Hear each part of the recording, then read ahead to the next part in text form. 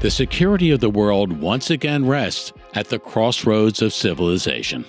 Our guest today is Matt Bryza, the former ambassador to Azerbaijan, director for Europe and Eurasia at the National Security Council, an energy guru, and a partner at Ballard Partners.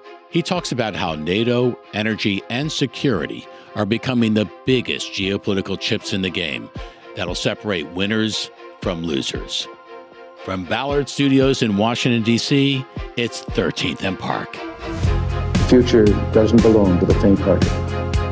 There is not a liberal America and a conservative America. There is the United States of America. We will make America strong again. We will get through this together. I can hear you. The rest of the world hears you. And the people who knock these buildings down will hear all of us soon. Well, Matt, welcome to 13th and Park from halfway across the world. Justin, take it away. Great, Matt. Want to get into it with you with respect to NATO, post-World War II, alliance, United States, Western democracies, one of the most effective alliances ever, just expanded after Turkey had opposed the inclusion of Finland for a long time. Turkey, after the presidential election, finally gave way, and now Finland is a member of NATO. Can you tell us what the importance is of the expansion of NATO and how it relates to the Ukraine-Russia conflict and what changed Turkey's mind on this? First of all, the enlargement of NATO is a huge deal. If you look at Putin's declared objectives in invading Ukraine the second time, I don't think he's sincere about this, but he claimed that he needed to invade Ukraine to reduce the threat posed by NATO to Russia. NATO poses no threat to Russia. NATO is a defensive organization. And as you said, it's the most successful such military alliance in history. I mean, since the end of the Cold War, it's prevented not only nuclear conflict, but any serious war until this one, between the former Soviet Union and, well, really Russia and Europe. So what Putin got instead was a doubling of Russia's border with NATO by virtue of Finland, just Finland entering NATO. Also, Finland has one of the most capable militaries in all of Europe. It has a huge reserve force. Pretty much every man in Finland is a member of the reserves. They have command posts and shelters hollowed out underground, under Helsinki, all over the country. They fought Russia in the Winter War of 1939. In some ways they won. In some ways it was a stalemate, but they didn't lose. And they learned a lesson. And they will fight if ever attacked by Russia, and they will win. They're prepared to do that. On top of that, once Sweden joins NATO, and I think that's coming, though there's still a couple hurdles here in Turkey to overcome. But when that happens, if you look at the map of the Baltic Sea, the Baltic becomes surrounded by NATO member states, with the exception of Russia at the very easternmost end. That's a huge strategic shift because until now, NATO planners and people like me, I used to run a think tank in Estonia, were worried that Russia was able to deny NATO access to the Baltic Sea because Finland and Sweden were neutral states, and the way Russia was deploying its forces and its air defense systems could have prevented NATO from reinforcing the Baltic states, God forbid if Russia ever invaded them. What changed in Turkey is Turkey got what it wanted when it comes from Finland. This was a negotiation from President Erdogan's perspective all along. And anybody who's visited Turkey knows the classic situation for a tourist is negotiating over the price of a carpet. Turkey has beautiful carpets. When you're in a touristical area, inevitably the carpet shop owner will track you down, invite you in to have a cup of apple tea, and then haggle over the price and sell you the rug for a lot more than you should pay for it. That's true for Turkish politics as well. So President Erdogan has legitimate concerns about terrorist operatives in Sweden and in Finland, and he knew this is the biggest bite at the apple he will ever get with Sweden and Finland to compel those governments to address those terrorist concerns seriously. Finland and Sweden have both done it. They both taken steps that NATO Secretary General Stoltenberg says fulfills the agreement of a year ago between Turkey and then both Sweden and Finland on taking these counter-terrorist actions. But then recently, unfortunately, there have been a series of Quran burning incidents in Stockholm. The Turkish government says, well, the Swedish government should just stop this blasphemy. The Swedish government says we don't have anti-blasphemy laws anymore. We used to. We're working on changing the legal system to make sure we can stop these sorts of they are blasphemous actions.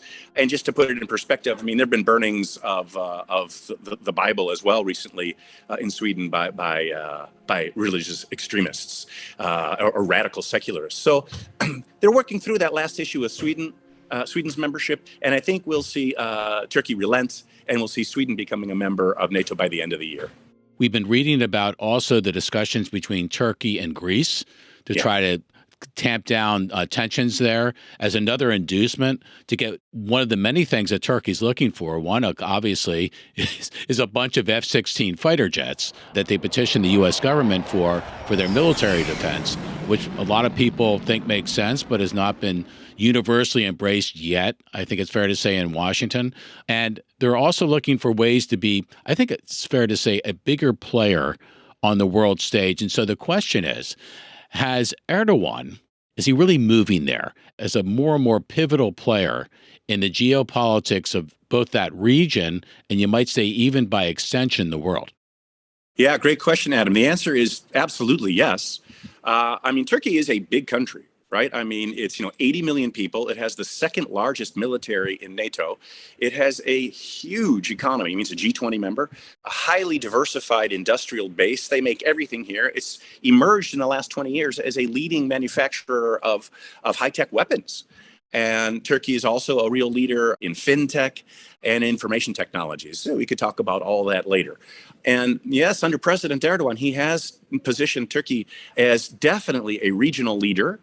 Sometimes, I think previously, a couple of years ago, through confrontation that didn't play very well. But he subsequently de-escalated and is trying to repair Turkey's relations with countries with which it was previously at odds. Yes, as you just said, Adam, with Greece, that's one. And Greece-Turkey relations started to get better when, tragically, last February, there were those horrible earthquakes here in Turkey and in Syria. It's sort of a tradition now, unfortunately, when there are earthquakes in Turkey and in Greece, like in 1999, each country helps the other one. And that buys some warm energy in the relationship.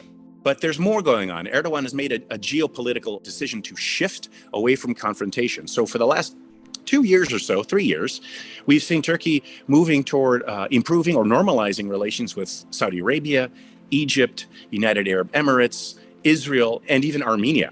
This is all part of a strategy to win friends and influence people rather than confront. And I think it's a wise strategy, and it's working. And then there's the question of the world stage. So Erdogan, yeah, he's positioned himself as the one indispensable interlocutor, the only one that can talk to and negotiate with and get deals from both Vladimir Putin and Volodymyr Zelensky. So both Zelensky and Putin say we need this mediation by Turkey. We both want to talk to Erdogan, and we saw the fruits of Erdogan's labor when he brokered that agreement together with the UN to restore shipments of grain from Ukraine last year, which Russia now unfortunately has pulled out of and has decided to change its direction and is now bombing the grain facilities in Ukraine. But the point is that, Turkey has really positioned itself as a regional player and as a player on the world stage more, not a superpower, and it doesn't have aspirations to be a superpower, but it has been able to chart out a path that is A, an important member of NATO, but B, as we said, an interlocutor with Russia and a business partner with Russia, but C, an independent actor. And that's what the military technological development of Turkey over the last 20 years is all about. Turkey used to be totally dependent on the United States for its most advanced weaponry, as you mentioned, F-16s. It got kicked out of the F-35 fighter project a couple of years ago because Turkey agreed to buy and deployed Russian air defense systems, S-400, the most advanced Russian air defense system. So Erdogan has decided that Turkey doesn't want to be dependent on U.S. reaction to its own independent foreign policy, and therefore has developed an extensive domestic arms industry. Obviously, climate change is a significant issue globally. We've seen record heat around the United States and other parts of the world. There was a report recently about the ice sheet in Antarctica shrinking to its smallest size in many decades. What's Turkey's role, and what role are they playing in assisting the world with the Paris Climate Accords on the issue of climate change? Yeah, and even here, there was a story just today in the news in Turkey about the second biggest glacier in Turkey melting much faster than anyone expected and being just about gone. Not many people know there are glaciers in Turkey, but there are. There's a beautiful set of alpine mountains in Turkey's east. So for the last several decades, maybe 3 decades or so, Turkey has had a deliberate policy to clean up its air, long before we were talking about, about climate change in a serious way, but to clean up its air by moving away from consumption of coal to generate electricity, and then initially moving toward natural gas. Natural gas, when it comes to CO2 emissions, is 2.5 to 3 times cleaner than coal, or coal, you could say, is 2.5 to 3 times dirtier than natural gas. So Turkey has increased its natural gas consumption since the year 2000 or so, by 1,000%, by 10 times. And you can really feel it in big cities like Ankara that used to be so dependent on coal, when in winter the air was just acrid. And it smelled like East Germany, frankly, because they have a lot of brown coal in Turkey that they were relying on because it's cheap. And, the coal lobby is politically important in Turkey as it is in other countries like Poland or the United States for that matter. But since then, in the last 5 to 10 years, Turkey has embarked on an intensive effort to develop its renewable energy. It already had a lot of hydropower in the southeast for 30 years or so. It's been developing 40 years, hydropower through a large dam network in southeastern Turkey. But more recently, there's been massive government incentives to develop wind and solar power in Turkey. So today, as we speak, about 35% of Turkey's electricity is generated by coal. Bad. But about 35% is generated by hydro, wind, and solar power. Good. And then about 1/5 is generated by natural gas, which is okay. It's not as clean as renewable energy, but it's a lot cleaner than coal. So Turkey's trying to lead by example, partnering with the private sector here by providing government incentives. And I have to say, in my life in the business world here in Turkey, in the energy sector, investing in renewables is a big thing in Turkey. And there's a push now and a debate going on that Turkey should be completely free of using any coal. Maybe it was going to be by 2050, maybe by 2030. And so that's under debate right now. So, Matt, I read something that Russia is, I guess, co-investing or investing with Turkey in a $20 billion nuclear reactor project. Now, I go back to the word Chernobyl, right? I just go right there, as well as the current realities that we live in a world where relations with Russia are fraught with the imponderables, right? Is that something that we should be concerned about? That I know Turkey's trying to be the independent actor and trying to keep everyone kind of in a good place, but that alone, I think, should concern people, or not. Yeah, I think it should as well, and it does. Yeah, it's as you said, a $20 billion nuclear power plant, 4 reactors. The first one's supposed to go online this year, first 2, in fact, and it's paid for by Russia. So, it's sort of a Tony Soprano offer you can't refuse, right? I mean, Turkey needs more electricity. It's a gigantic economy. It's growing quickly, despite all sorts of weird economic policies over the last few years. It's growing. It's a very young society, so they need to generate a lot of jobs. There's a lot of industrial production and a constantly growing need for electricity. And, nuclear power is carbon-free. It's zero carbon. But, of course, there are all sorts of Russia relationships that come along with the package, and all sorts of incentives and all sorts of psychological realignments. When I was still in the U.S. government, I was leading a U.S. effort to persuade Turkey and other countries but to reduce their dependence on Russian natural gas by developing a network of new pipelines. And by the way, that happened. But one of the things the U.S. government was pushing at the time was persuading Turkey to look at nuclear power. And I remember being in debates with my colleagues saying, are you sure we want to do that? Because Russia is going to step right in. And they did. There's a lot of concern in Washington that Turkey is leaning toward Russia. If you look at in the case of Syria, there's something called the Astana process, which is a grouping of Russia, Iran, and Turkey that some people believe is trying to compete with the UN process to stop the war in Syria and then get to a political settlement. But on the other hand, Turkey is the only country that has actually itself used military force on the battlefield other than Ukraine in the last, I don't know how many decades. It happened, as I said before, in Libya, when Russian forces 3 years ago, attacked Turkish forces in the northwest province of Idlib, where Russia and Turkey had agreed they were going to protect the civilian population. About 35 Turkish soldiers were killed, and Turkey responded and killed a bunch of Russian soldiers and destroyed tanks and destroyed a lot of Assad's forces. So while Turkey negotiates with the Russians, while Turkey has a vibrant economic relationship with Russia, it receives a lot of natural gas from Russia, coal as well. There's a vibrant agricultural export program by Turkey to Russia, and a huge number of Russian tourists that come to Turkey every year. Despite all that, every Turk knows that throughout Turkish history, back to the Ottoman days, Turkey has fought more wars against Russia than against any other country. So Turkey's not naive about Russia, but Turkey doesn't want unnecessary acrimony. And as an old Cold Warrior and a deep believer in NATO, I get uncomfortable when Turkey refuses to join sanctions against Russia when Russia invaded Ukraine. But Turkey is following that independent foreign policy. Right. We'll be right back.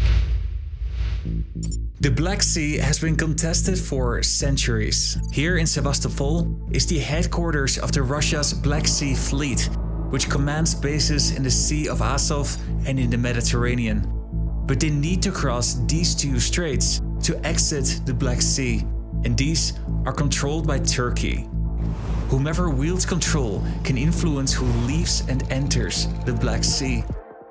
Matt, want to shift topics a little bit and talk about a column that was written by New York Times columnist Thomas Friedman recently regarding a potential initiative by the Biden administration to broker a mega peace deal between Saudi Arabia, State of Israel, and the Palestinians, and that could involve other countries. Friedman seemed to think that this was something that the president was exploring. And obviously, there would have to be a lot of agreements along the way in terms of what would have to happen for those three parties to agree to something like this. What are your thoughts about the possibility of that and whether that's something President Biden should pursue? I think it would be fantastic if it could be achieved. I mean, what a huge breakthrough for peace. But I don't think it's doable.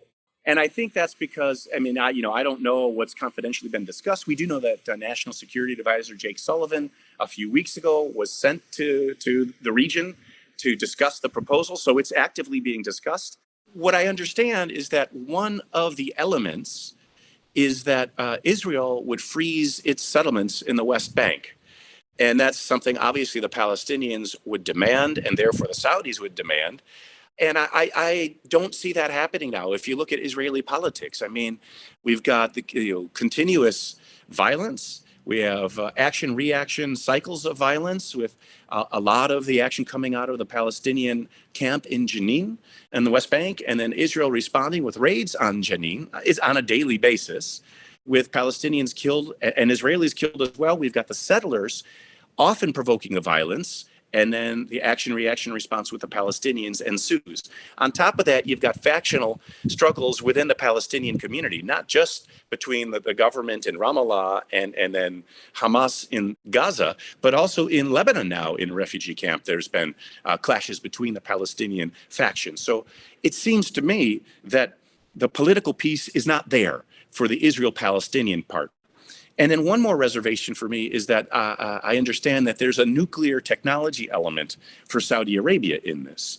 And I just recall when, way back in the old days, in the mid-1990s and early 90s, I should say, when Russia started providing peaceful nuclear technology to Iran, namely the Bushehr nuclear power plant, we got way bent out of shape in Washington, right? We all felt that's not good. Why are you enabling a country to develop expertise in the nuclear realm? Because it's not a huge leap anymore from peaceful nuclear technology to weapons.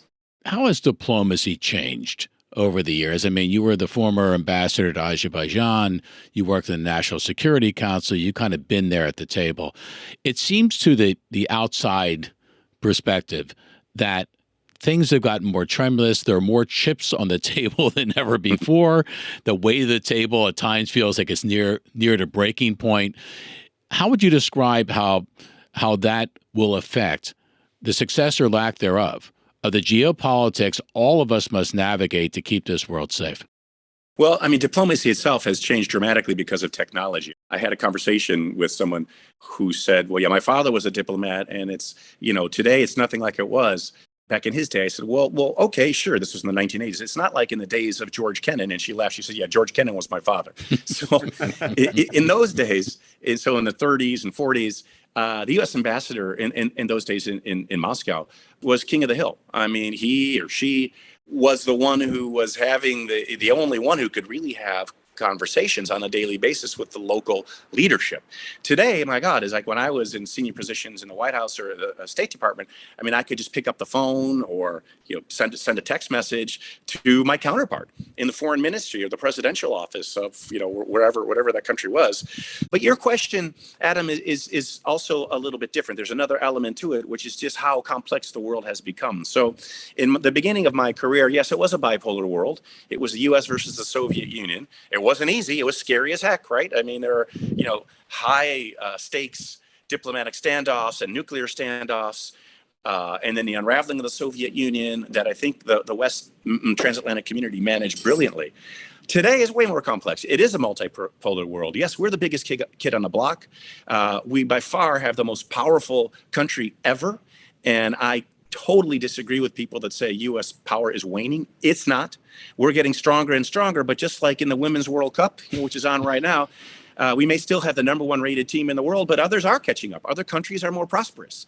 Other countries are growing stronger. Turkey, as we talked about before, is developing its own indigenous military technological capabilities, which as a NATO member, it's good for the United States, but it means that the United States can't call the shots like it used to. I used to lament that in the early days of my diplomatic career, diplomacy for many people in Washington meant it was like the royal trumpet blast. Da, da, da, da, da, da, da. Here's what our allies must do. And often they went along with us. And it's not that way anymore. We really need to take into account the interests of our allies and of our adversaries and understand them. Understand how to get what we want from our adversaries and understand how to get our allies what they want and what they need.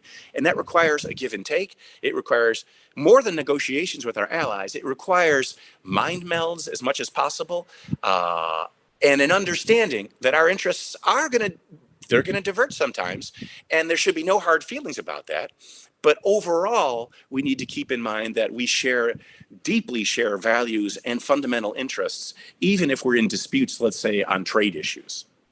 Matt, it's been great having you on our show today. And I'm just fascinated by that last observation you made, especially about the role of the ambassador, how different it is. And I'm sure it's not just true of the Soviet Union, but all of our ambassadors, all the United States ambassadors all over the world have a much different role than they have in the past. But thanks for being a guest on the show, and we really enjoyed our conversation with you. Thanks so much. I really enjoyed it. It was fun. You stretched my mind with great questions, and I look forward to seeing you again very soon. And it's nice to be part of the Ballard family. Likewise. Take care of yourself. Thanks, you too. Well, I was taking my notepad out during that interview, Justin, because there was so much information just about NATO and about Turkey's role in NATO and all the incredible complexities of what Turkey must obviously navigate on a daily basis. All this was fresh on my ears, and I'm sure on a lot of people here back in the States. One takeaway for me was from the beginning of our conversation with Matt was with respect to Vladimir Putin starting a war with Ukraine under the alleged reason being the threat from NATO. And yet now, as a result of that war, Finland and Sweden are going to join NATO and are joining NATO, which I didn't have an appreciation for the importance of the Baltic Sea and access to the Baltic Sea for NATO allies. So that's an interesting outgrowth of what's happened as a result of the war in Ukraine. And it made sense what he said about Turkey. Turkey's got a shot here to get some things that it wants. So it's negotiating, like he used the example of the carpet salespeople in Istanbul. And I thought that made a lot of sense in terms of what's going to happen there with the addition of Sweden now into NATO. Well, when he was talking about carpets, I was thinking of the one in my living room that needs to be replaced. I'm going to try to find out who his best contacts are over there. I thought it was interesting when we talked about President Erdogan. So he is, seen by many as kind of the titular strongman kind of leader. And he had some real issues in terms of, let's say, popularity in other parts of the world. But I think what he's doing right now has put himself and Turkey in a position I don't think we could have seen 10 years ago, where they could almost be ultimately the peacemakers in a significant way, which will certainly help not only Erdogan's PR image points, but also shows the world why Turkey, which was once at the crossroads of civilization, is still very much in that place today. Well, I think it's a result. He won re-election on May 28th of this year, and I think now he's got an entire term to do some of these things. And I thought it was interesting that Matt said they don't want to become a superpower. They're happy being a regional power, but a very important regional power with the amount of military that they have, with the strength of their economy, the modernization of their economy, what they're doing on green energy and trying to develop less carbon-intensive fuels there in Turkey, the role they're playing in the Middle East and Syria. He talked about that. So they're an important ally of the U.S. and, like he said, most importantly, a member in good standing of NATO. So I think we're going to see more along these lines from President Erdogan in the coming years. Isn't it interesting that we would think in terms of the green energy revolution that Turkey would be a trailer, not a leader? And apparently they're number 2 in Europe in terms of the use of renewable energy in the country. Number 2, and this is a country with a long history of coal. Obviously, they now have new natural gas reserves they've discovered in the Black Sea. That's going to help them round out the picture, be less dependent on anybody else for energy, which is important. But I thought Turkey might be one of the last to come to that table. But because of the Paris Climate Accords, because of their record over the last couple of years in going at renewables, it's amazing. They're actually one of the leaders. Yeah, that's remarkable. I was not aware of that.